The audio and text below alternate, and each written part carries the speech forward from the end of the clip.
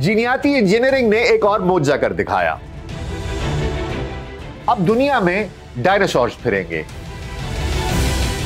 Jurassic park हकीकत में बदल गया। अमेरिका में 10,000 साल पुराने भेड़ियों को दोबारा से पैदा कर लिया गया। आखिर यह मौजज़ा कैसे सरअंजाम दिया गया? आखिर कौन सी टेक्नोलॉजी थी जिसका इस्तेमाल किया गया? और क्या मुमकिन है कि मुस्तकबिल में हम माजी के मादूम जानवरों को दोबारा अपने सामने जिंदा देख सकेंगे? आइए देखते हैं आज की पॉडकास्ट में।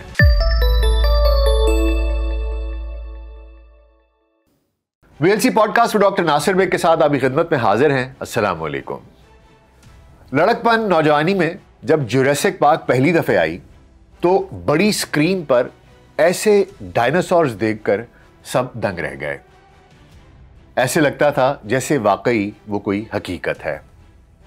ऐसे बहुत बड़ा पार्क और उसमें इतने बड़े बड़े डायनासोर्स। उसमें उसके पीछे जो थ्योरी थी वो ये थी कि साइंसदानों ने फॉसिल से पुराने डायनासोर्स को दोबारा पैदा कर लिया। उसके बाद उन डायनासोर्स ने अंडे दिए और उसके बाद उनकी नस्ल बढ़ती गई।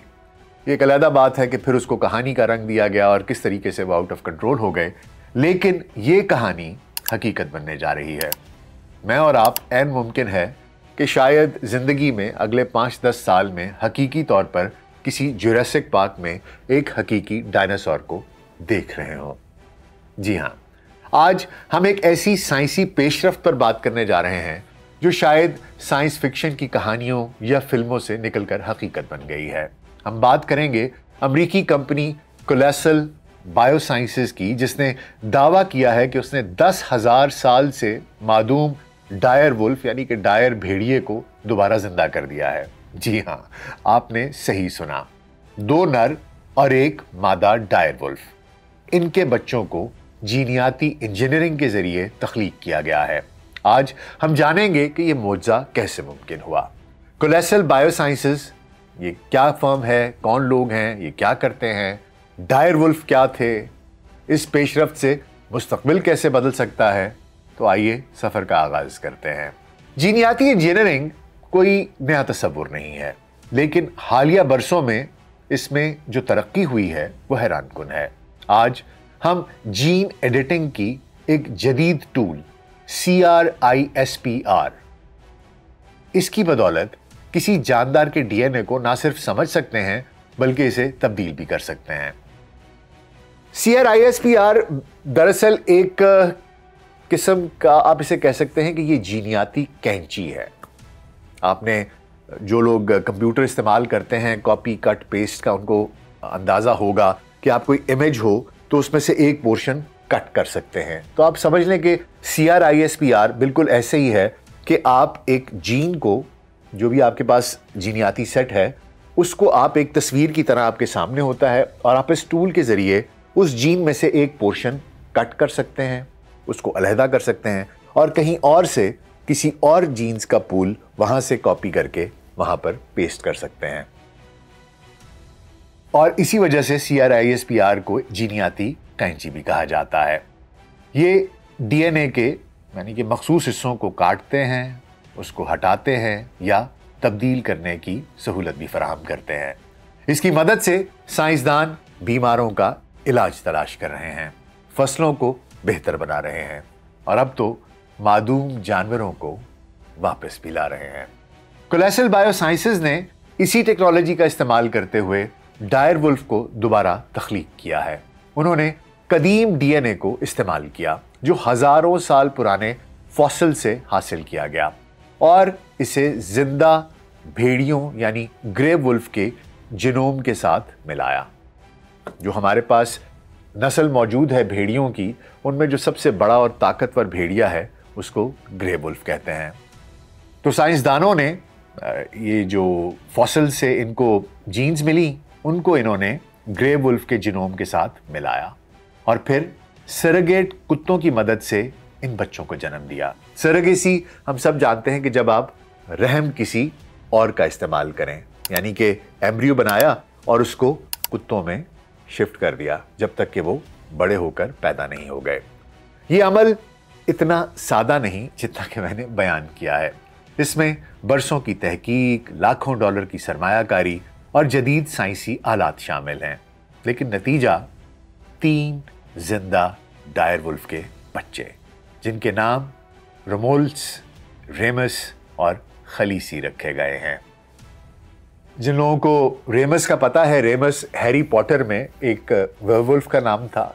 खलीसी गेम ऑफ थ्रोन्स में जो मलिका थी उसका नाम था। ये तमाम उन्हीं के जो एक ख्यालाती किताबों से लिए गए नाम हैं, कैरेक्टर्स हैं, उनसे लिए गए नाम हैं।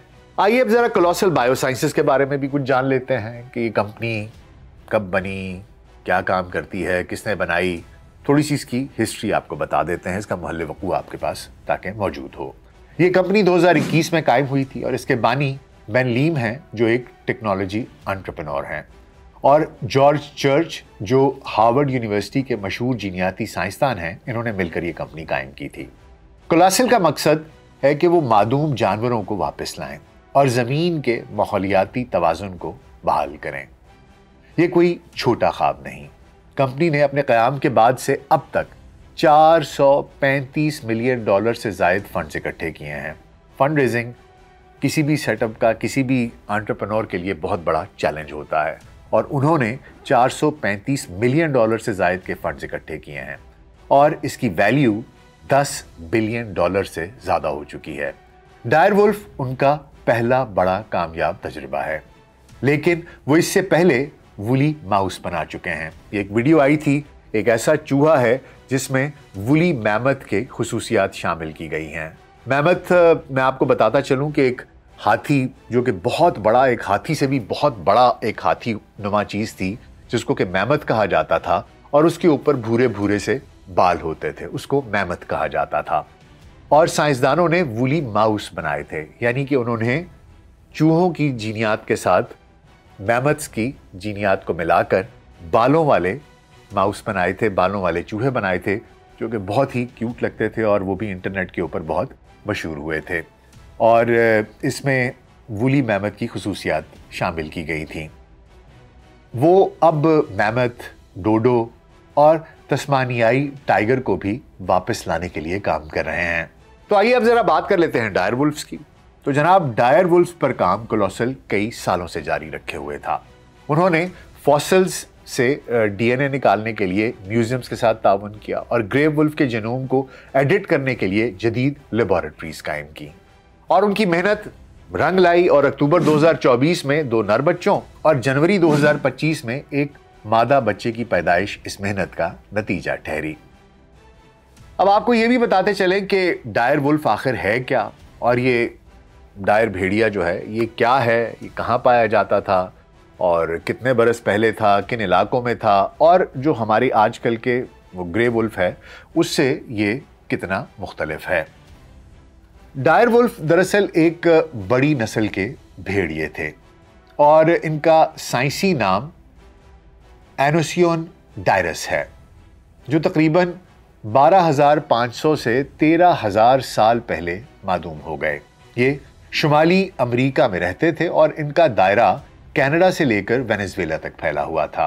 ये आखिरी बर्फानी दौर के अजीम जानवरों में से एक थे, जिन्होंने मैमथ और सेबर टूथ बिल्लियों के साथ जमीन पर राज किया, sabre tooth cats. Dire wolf आम ग्रे वुल्फ से कई लिहाज से मुख्तलिफ थे। ये साइज में तकरीबन 25% बड़े थे। इनका वजन 150 पाउंड तक हो सकता था। इनका जबड़ा ज्यादा ताकतवर था और सर कुछ चौड़ा था। इनकी खाल घनी और हल्की रंगत की थी, जो इन्हें बर्फानी माहौल में छुपने में मदद देती थी। ये हाइपर कार्निवोर्स थे, यानी इनकी खुराक का 70% से ज्यादा गोश्त पर मुश्तमिल था, जैसे घोड़े खाना या बाइसन्स और बैल वगैरह, गाय वगैरह खाना, उनका गोश्त खाना। साइंसदानों को यकीन नहीं कि ये क्यों मादूम हुए, इसका उन्हें इल्म नहीं है, लेकिन ख्याल है कि मौसमियाती तब्दीलियों और अपने शिकार के खात्मे ने उनकी नस्ल कुशी की। इनके फॉसिल्स सबसे पहले 1854 में ओहायो में मिले थे और अब तक हजारों बाकियात दरियाफ्त हो चुकी हैं। आइए अब इस बात पर भी एक नजर डाल लेते हैं कि डायर वुल्फ्स आखिर अब दोबारा से 10,000 साल के बाद कैसे पैदा हुए, ये मुमकिन कैसे हुआ। तो हुजूर सबसे पहले उन्होंने 2 फॉसिल से कदीम डीएनए निकाला, एक 13,000 साल पुरानी दांत और एक 72,000 साल पुरानी कान की हड्डी। इस डीएनए से उन्होंने डायर वुल्फ का मुकम्मल जीनोम तरतीब दिया। पहला स्टेप ये था। दूसरे स्टेप में उन्होंने ग्रे वुल्फ, जो कि डायर वुल्फ के करीब तरीन जिंदा रिश्तेदार हैं, उनके जीनोम्स में 20 जगहों पर 14 जीन्स को एडिट किया।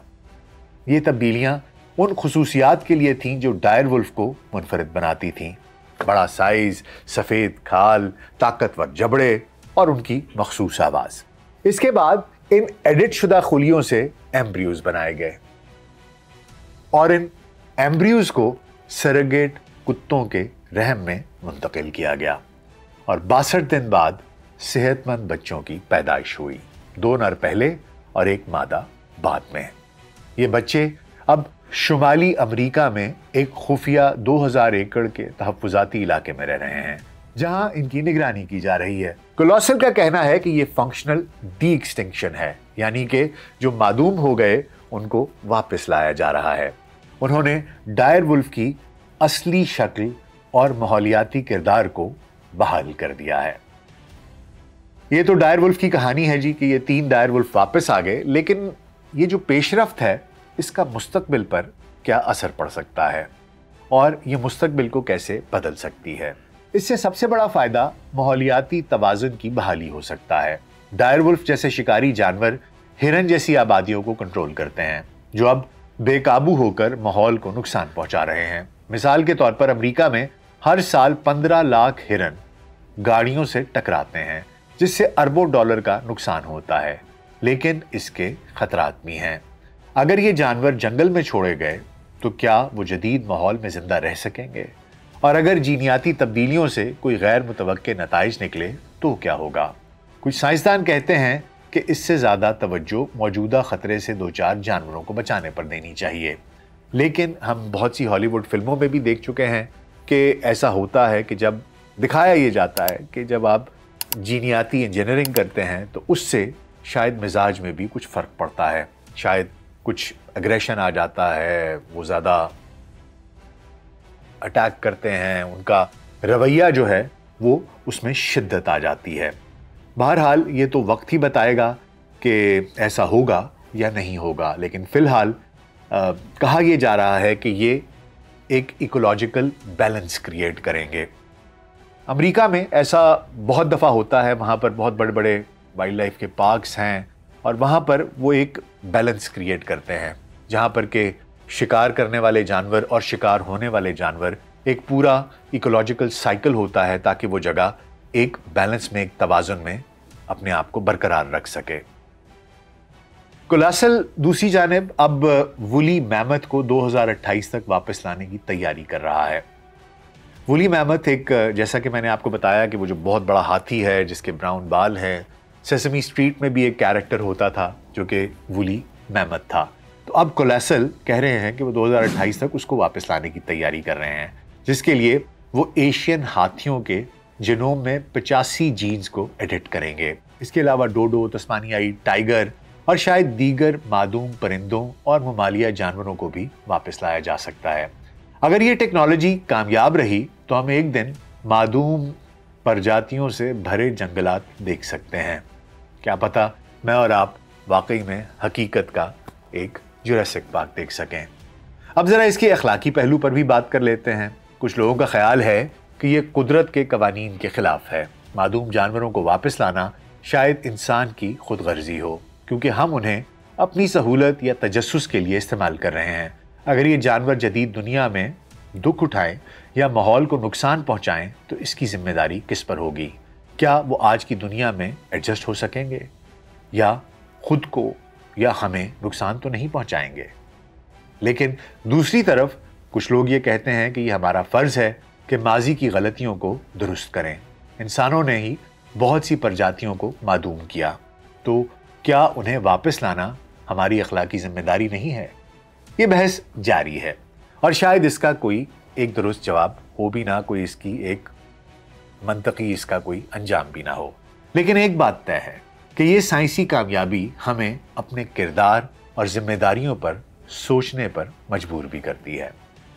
तो हुजूर, ये थी डायरवुल्फ की कहानी, उनकी वापसी की कहानी। कोलेसेल बायोसाइंसेस ने ये साबित कर दिया है कि साइंस नामुमकिन को मुमकिन बना सकती है। लेकिन सवाल यह है कि क्या हमें ऐसा करना चाहिए? आपके ख्याल में क्या ये दुरुस्त इक़दाम है?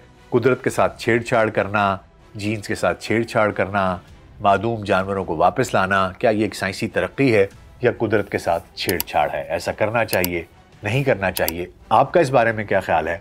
मुझे कमेंट्स में ज़रूर बताइएगा। फिलहाल के लिए इतना ही। अपना ख्याल रखिएगा। शुक्रिया।